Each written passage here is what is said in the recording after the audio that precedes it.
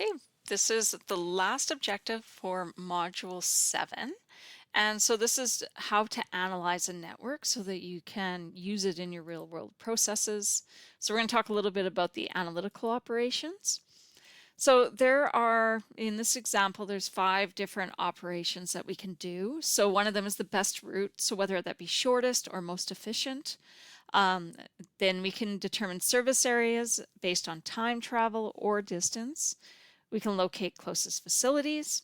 We can generate a matrix of network travel costs from each origin to all destinations. So again, like looking at it like more of a budget side or a management side. And then determining optimal location for facilities so when you perform a location allocation analysis. So those are 5 examples. And so it gives you a little bit of an introduction to start thinking about what can I do with those? Like, what are some of the things that can happen? So let's just take one look at the defining areas based on travel time or distance and why that's important. So, sorry. Service areas identify how many people, how much land, anything else within the neighborhood. So a service area is like, oh, we need, for example, I'm going to start up a business or like a restaurant. How many people are in the area? Is there like, does it take people too long to get into that area? Is there like too many restaurants already there? So the service area itself can, is an important thing to analyze, and that travel time or distance will give you more information to determine whether it's a good location or not.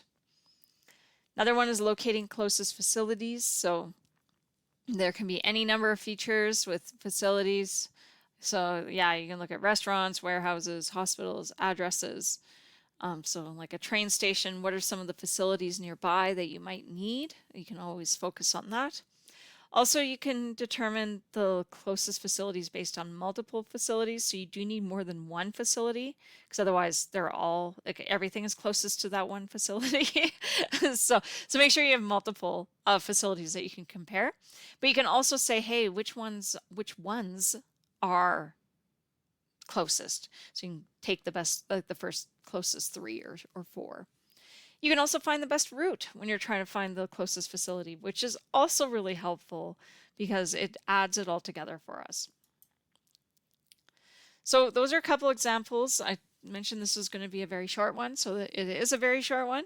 So really the primary goal of network analysis is to save a company money and improve operational efficiency. So if you want to take a look at it in terms of the business side of it, it is what they need in order to make decisions.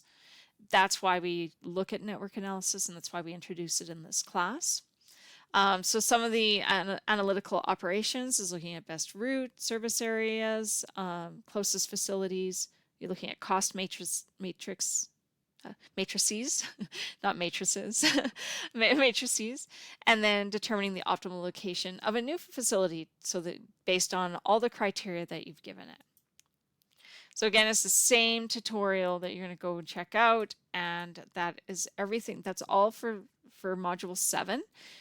So we will be doing stuff with networks in your assignment, and if you're going to use it for your projects, it is a very helpful analytical tool. So I do suggest trying to come up with a way that you can make a network within your projects.